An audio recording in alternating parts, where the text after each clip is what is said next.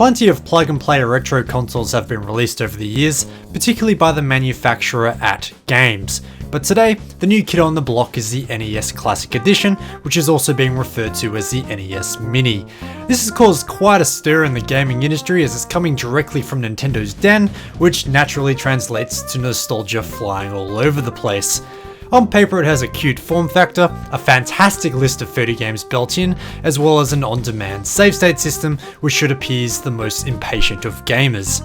So, does Nintendo have a winner on their hands, or does it fall short of expectations? Let's delve in and find out. Starting off, even the box it comes in is a mini throwback to the box the actual NES sold in, and within you'll find the console, a controller, HDMI cable, mini USB charging cable, as well as simple documentation.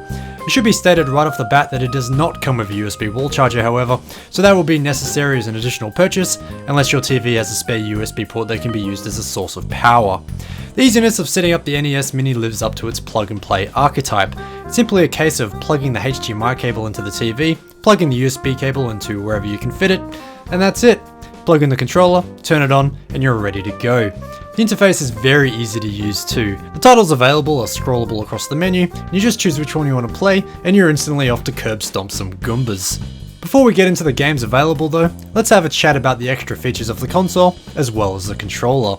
For one, the controller is spot on. Comparing it to an original is completely uncanny. It's very hard to spot any differences. It's clear Nintendo have used the original mold, or at the very least, spent a lot of time recreating the feel of the original.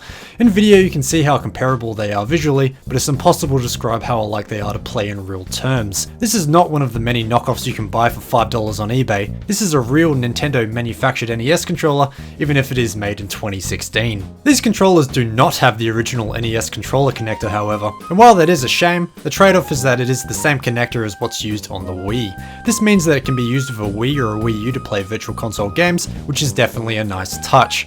As a reverse of that too, the universal connector also means that the standard Wii Classic controller and Pro variants can be used with the NES Mini as well.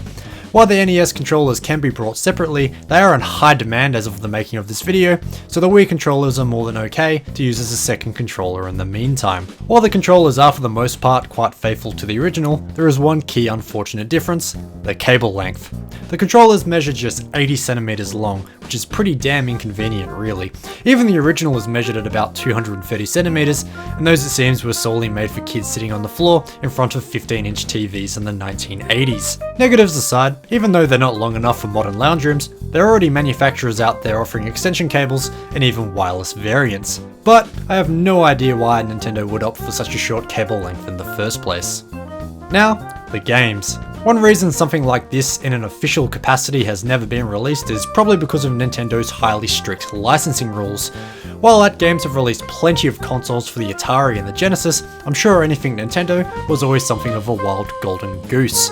It's because of these rules that only Nintendo could realistically release something like this, and the high quality of games included certainly reflects that. I'll include a link in the description to the official website that provides a full list of the games. There are plenty of known and beloved Nintendo franchises, including Mario, Zelda, Donkey Kong, Kirby, and Metroid. There are also quite a few classic third-party NES releases, like Final Fantasy, Castlevania, Ghosts and Goblins, and many more.